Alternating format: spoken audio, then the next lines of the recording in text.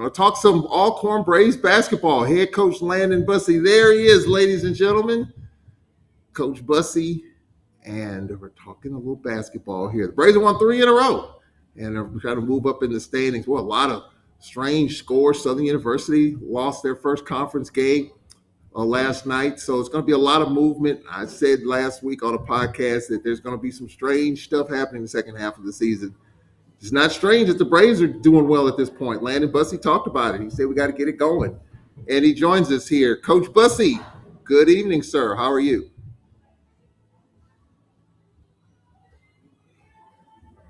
Coach, I don't hear you. I think you can hear me, but don't. Okay, can you hear me? Yeah, he says he can hear me. I tell you what, we're going to take a break right here, and we'll be right back after this timeout. The Landon Bussie program. We'll be right back after this. I feel like the education department here at Alcorn has prepared me for the future in the classroom. We're a family environment who can guide you and will get you to where you want to be. It's really easy to cultivate that one-on-one relationship with your professor or your advisor. Our students will be able to go out and impact the lives of the people that they work with. I was really glad I made the decision to come here. What I would tell aspiring Alcornites, when you get here, you're not going to want to leave. All right, we are back here, the Landon Bussie program. Let's try it again. Take 2. Coach Bussie, can you hear me? Yeah, he can. For some reason, I don't have his audio going.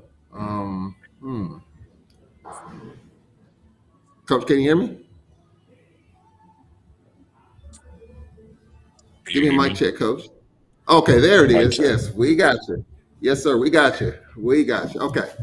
Coach, you talked about it. It's time to get hot, time to get going, time to get it rolling, time to get off the deck. We won 3 in a row. How you feel? I mean, it's just a great place to be in right now. 1 game out of second place. Now we just gonna keep it rolling. 3 straight wins, and coming off that Grambling win, coming home against Mississippi Valley, as well as UAPB. You know, I talk to people about you all the time because you're kind of an unknown, Coach Bussie. They see you on the court. They don't come to shoot around. They don't see the level of intensity that you bring to every little thing in terms of basketball. The shoot around, the film, the weights, all that stuff is just intense. It's just full throttle. You don't apologize for it. Has the team, at least with this 3-game winning streak, you feel like this team has bought into all of that tough coaching, the back and forth, the raw, and all of that stuff? Are they taking that in pretty well? I know with this new group, you talked about it, new coaches, a lot of new players. It was kind of tough, but you feel like they're starting to adjust to that just a little bit. I mean, it go day by day. Every single day, I got to find a way to motivate them guys, keep them guys on edge. Every single day, I'm going to bring my intensity and just hope every single day them guys follow my lead. You know, I've said game to game, and for you to say day to day, I mean, you would think that you put one day together, the next day together, it would be fine. But it's a challenge and it's a grind every day with this group. And you would think at some point the light bulb goes off with this team where you don't have to grind every day. Well, you just can't take your foot off the gas. You know, just like yesterday, I was so adamant to them guys that film, so adamant to them guys that shoot around, the urgency that we have to come out and play with. Like we need to come out and play like we're desperate, you know, just be urgent to, you know, try to win every 50-50 ball, don't miss no rotations, just the urgency. The sense of urgency here, 3 wins in a row. So let's start with the game against UAPB. And of course, that got my attention, got your attention. The fact that just a few nights before, they beat Texas Southern. Texas Southern's lost 3 in a row now, which is kind of surprising considering how they were rolling. But it just shows you in this league, Southern Southern now is no longer unbeaten. So every game you got to come with it. We go to Florida. We're going to talk about that. But talk about the challenges of UAPB. I thought their backcourt, they were long. I mean, they started out 9-0. I mean, just talk about UAPB. That's our last road trip, by the way, the regular season. UAPB and Valley. What was the challenge of dealing with that Pine Bluff team, and what worried you coming off their victory over Texas Southern? I mean, they just got one of the best players in the league, Dr. Bradley. He's a guy who's leading the conference in scoring, athletic, 6'7", can do a lot of different things, very versatile. So you were. And they got guys who can shoot the ball. It's a well-coached team. They just come off a big win against Texas Southern, so you just know that they're going to come down here with a boatload of energy. We came out flat. Good thing we was able to respond, but you know, Pine Bluff is a really good basketball team with a really, really, really good basketball player on there who lead the conference in scoring. Yeah, talk about Bradley Doctor, the type of game that he brings night in and night out. I mean, for me, it seemed like when we played him the other night, he was more of a passer more than a shooter. He got his. He was averaging over 20 a game. We held him to like 15, but it seemed like he was more passive and passing more so than shooting. Was that because of what we were doing to him in terms of just taking him out of what he was doing well? We just wanted him to see multiple bodies. Wanted him to, multiple defenders to stop his straight line drives and try to load up on him a little bit, and force someone else to beat us. And we just wanted to limit his easy looks. He's a guy that's capable of putting up 30 points. I mean, he had put up 30 points a few times against, multiple teams in the league. So we just really, really just wanted to focus on keeping the body in front of him and no straight line drives. We started out down 9-0. You took a timeout. You took an early timeout, but you said after the game you was a little concerned, but you felt like your team will respond. Where did it turn around in that game after starting out being down 9-0? I think once we just made a few shots in that zone, we knew they was going to come out in the 3-2 zone. We knew they was going to try to pack it in on us. And once we was able to make shots and get a transition, get some second chance opportunities, that's when we had our best. But the biggest thing was that I think we just did a good job defensively, trying to slow them guys down. That's a high offensive team. And, we made shots. Julian Lowell made shots. Jai scored in the paint. Jalik made shots. We just made shots.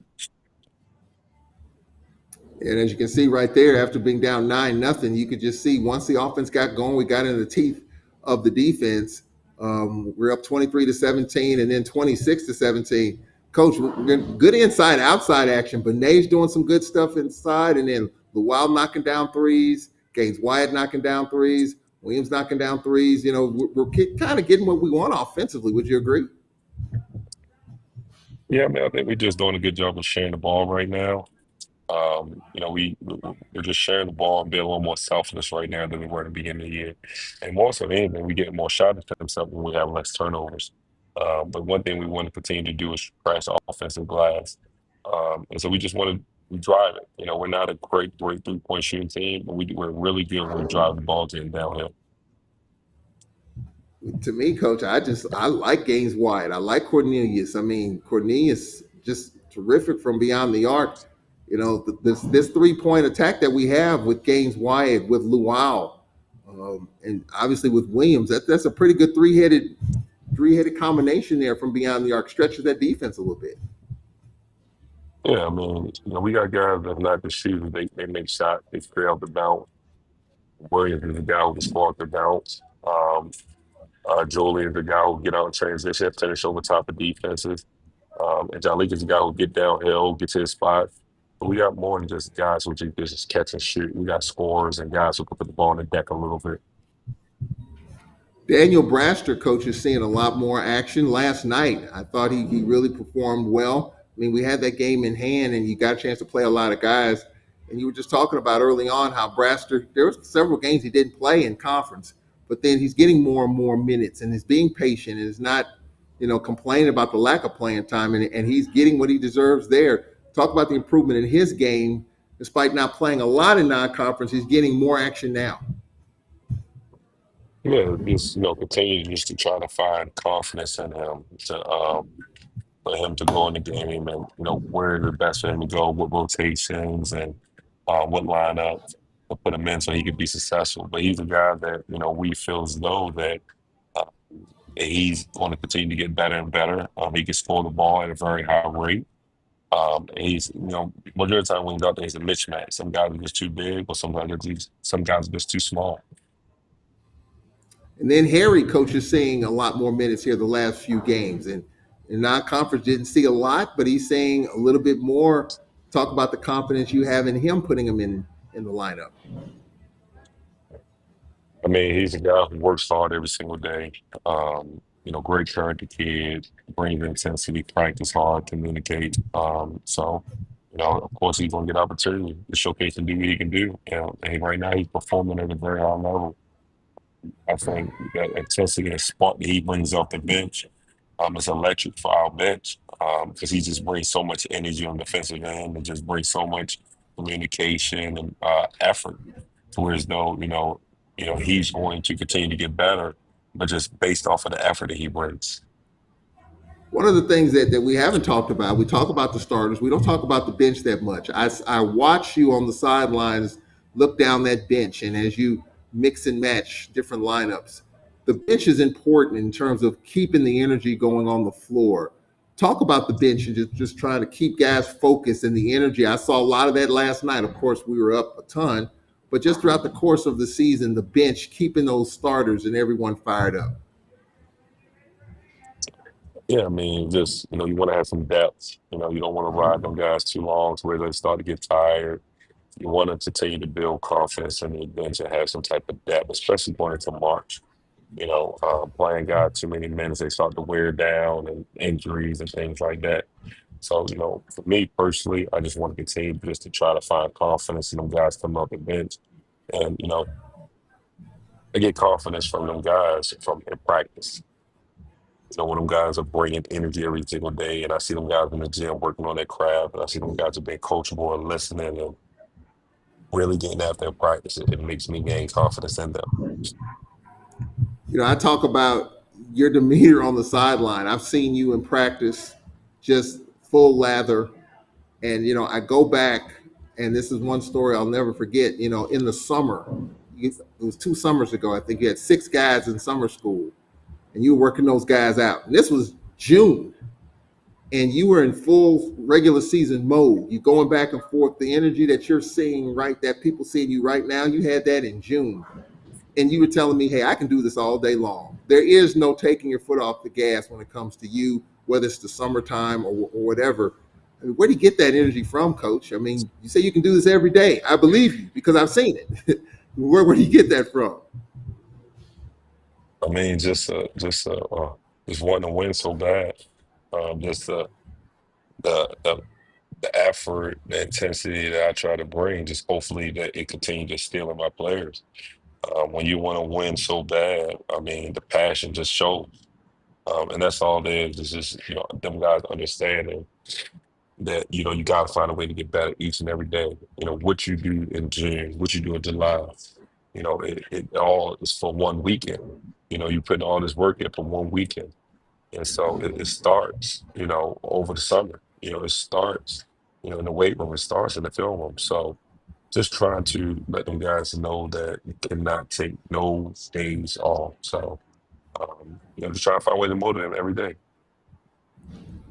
Is there a time during this season in which you just, because you do go so hard, and we're not machines, we go through the emotionals, the emotions of the highs and the lows. The Jackson State loss at home, people talk about that, how emotional you were. Do you feel like you have to catch yourself sometimes and just kind of slow down just a little bit? Does it catch you sometimes? It don't catch me. Um, it's more so, you can't let them guys see you down. You can't let them guys see you discouraged. You can't let them guys see that that you panic, and you can't let them guys see that, you might feel like that you're defeated. You still got to find a way to come in there and be positive, bring energy, bring intensity every single day, no matter what you're going through in your personal life. You have to show up and put your hard hat on, ready to work. No one cares about your excuses. Only thing people cares about is wins and losses. So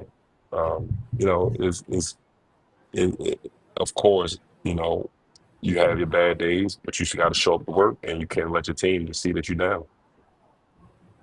Yeah, and with the way we started the season, the loss to Jackson State, then Texas Southern, and then Southern University, as hard as we played, you kept your head up. I know it's tough right after the game, but just keeping your head up despite that, because I think Braves fans, and I talk to them, they're used to, back to back regular season champs, number 2 seed. We're always in the conversation for the top, and right now we're kind of in the middle of it. We've won 3 in a row, one of the hotter teams in the league now. That Southern had just lost yesterday. So, people are used to being up there, and we could still get up there if we do well in Florida. So, I'm sure you understand how winning like your Ravens. It's Super Bowl or bust with Lamar Jackson and those guys. And when you don't get to that, it's kind of discouraging and disappointing. And with Braves fans, it's kind of the same thing. You put it out there to where we're used to being up there. We're used to going to the NIT. We're used to being in that championship run. In that early part of the season, just those tough losses, even though we make 4 or 5 plays, we probably have 2 more wins. And so I think it's just, you understand just how difficult it is. And when you're used to winning, fans are spoiled and they're used to you being up there. But this is kind of a different dynamic through the first half of the season, even though we won 3 in a row. Yeah, I mean, it's a lot of basketball left to be played. Got 7 games left. We take care of business, we'll be fine. We have shown that we can make runs and have a long winning streak in regular season play. So, hopefully right now we're starting to turn the corner.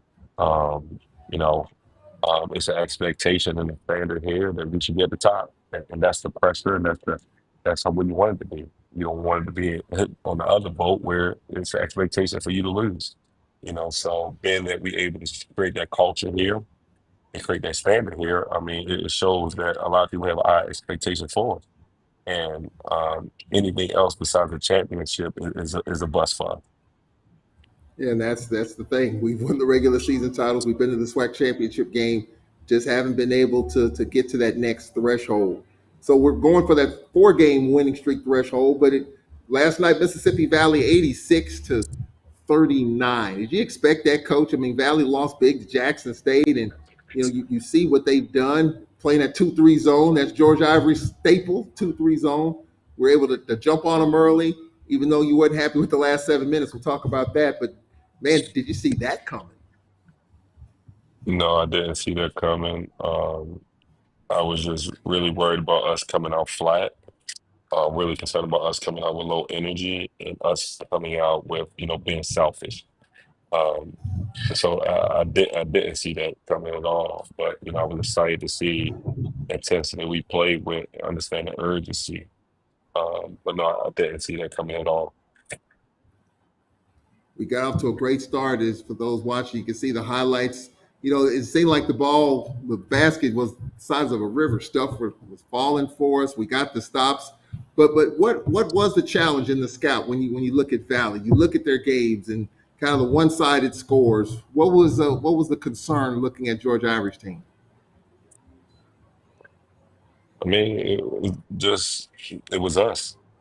You just as a coach, you just always want your team to come out and with some urgency, no matter who they playing with, and no matter who we playing against, it's always us. It's always us.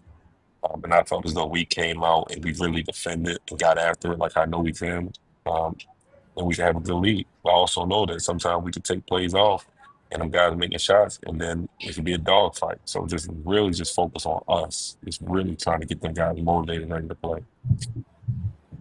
The way you were coaching last night, you thought it was a 60-60 game with 3 minutes left in the second half instead of being up 50.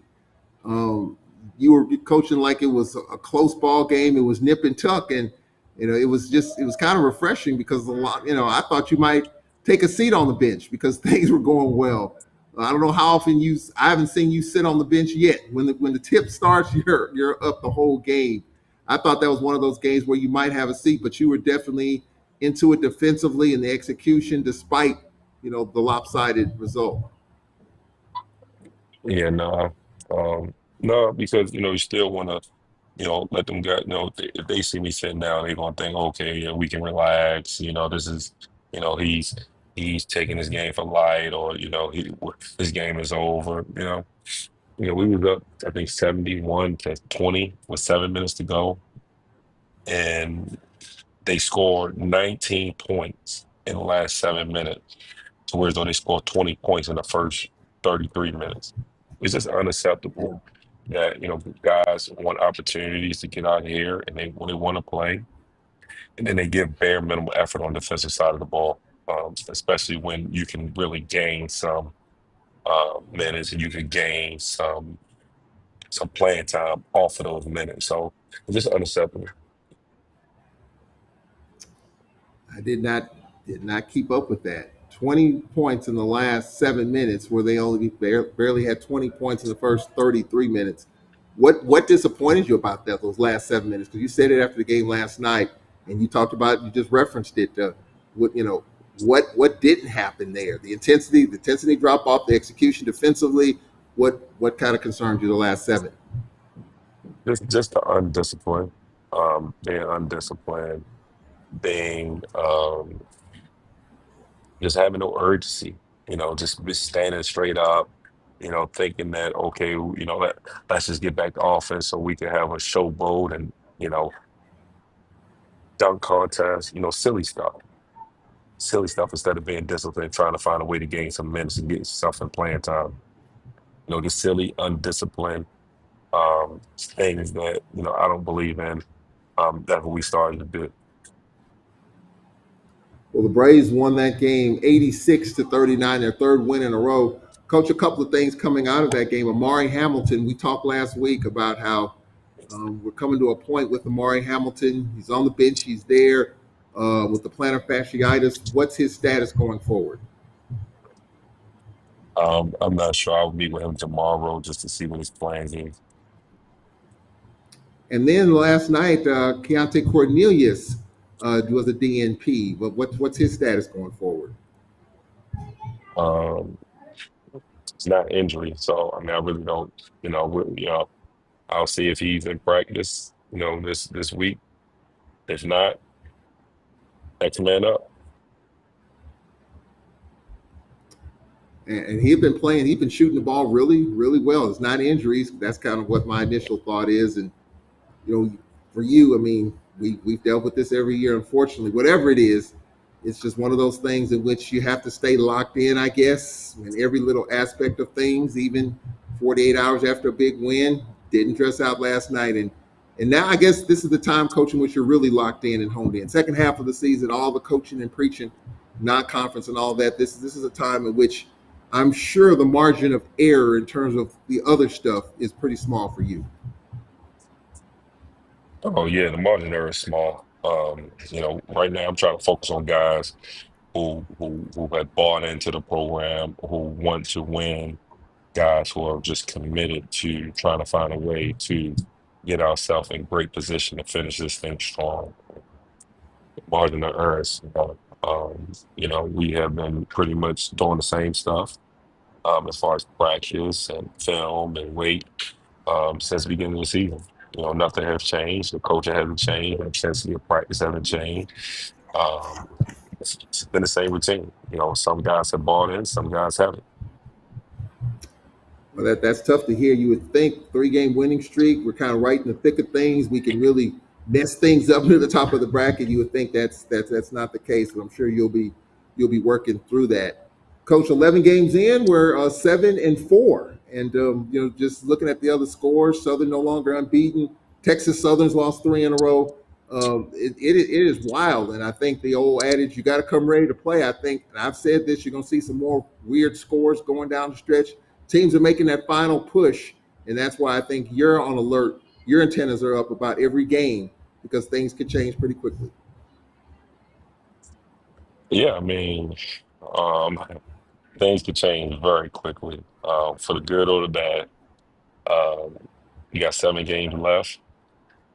Um, take it game by game.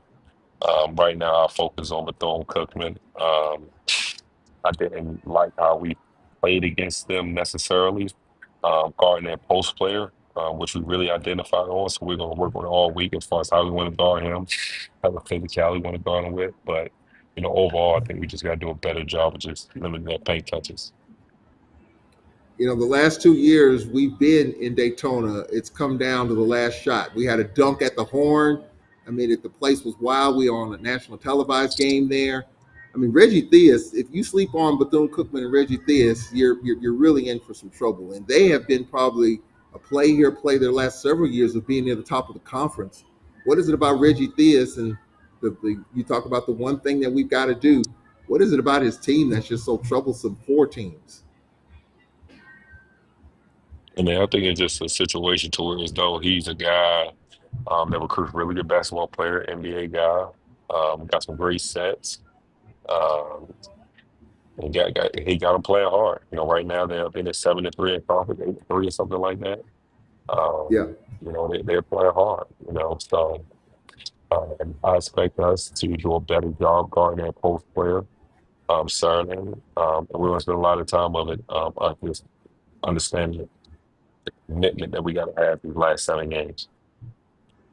Yeah, and Bethune-Cookman was on a little bit of a streak. They swept the Texas swing. Did that surprise you? It did. It did. That sweep from FAMU and that sweep from Bethune, that really surprised me that they both teams go down there and sweep them Texas schools like that. So now we're going into two hostile environments, two good teams who are playing good basketball, and that's trying to move up in seeding as well too. So may the best man win.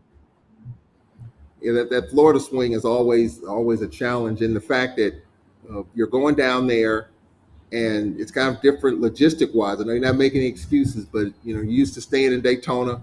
You're going to be down there during the Daytona 500. It's going to be hundreds of thousands of people down there. You're staying an hour away, and you're trying to avoid a lot of the travel back and forth between Orlando and Daytona. It's a little bit extra dynamic with this one because you're not right up the street from the arena. I know you don't make any excuses, but do those logistical things when it's not the norm. Do they get your attention, or do you just say, hey, this is what we got to deal with.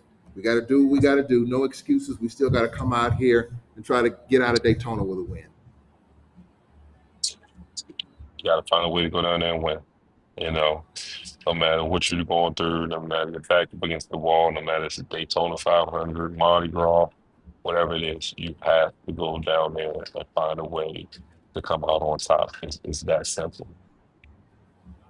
And then, of course, Florida A&M, and I know we got to deal with that, but what happened the last go-round. We played them at our place, 20-point lead with 13 minutes left, and you know what happened. Florida A&M's playing really well too, Coach. And this is our 3 in a row on the road, and we had our first 3 at home to start. This is our 3 in a row on the road right now, Florida A&M, Bethune-Cookman, Jackson State. This is where you really got to lock in because on the road it's really, really tough, even though we've had some teams with road successes. But you still got to step up and elevate your game away from home. Yeah, I mean, we all know what happened against FAMU. Hey, score 0-0. We got to go down there, take their business. These 2 big Florida schools is going to be huge for our finishing the season strong. And I think that we're going to step up to the plate and do what we're supposed to do. I'm very confident about us going on the Florida swing. This time last year, we were riding that 9-game winning streak going into the tournament. So it looks like we're starting to make that run again. We're going to play on the air Saturday afternoon at Bethune-Cookman. Should be a wild scene there, the Lawson Center on Monday. Ladies and gentlemen, that's head coach Landon Bussie. We appreciate it, and we'll talk to you coming up on Saturday. All right, thank you. That's Braves head coach Landon Bussie in full focus mode, getting ready for Bethune-Cookman and Florida A&M. 2 big games. The Braves are looking for the 4th win in a row. Right now, you look at Southern University, they're 10-1. Texas Southern 7-4. Jackson State's in 2nd place. The Braves are kind of right in the middle of it as well. That'll do it for the Landon Bussie and Nate Kilbert programs. For our producers, Jamario Brooks and Cedric Tillman, Charles Edmond here. I'll talk to you Thursday at 4:15 Central Time from Tallahassee. Lady Braves and FAMU. We'll talk to you then. So long.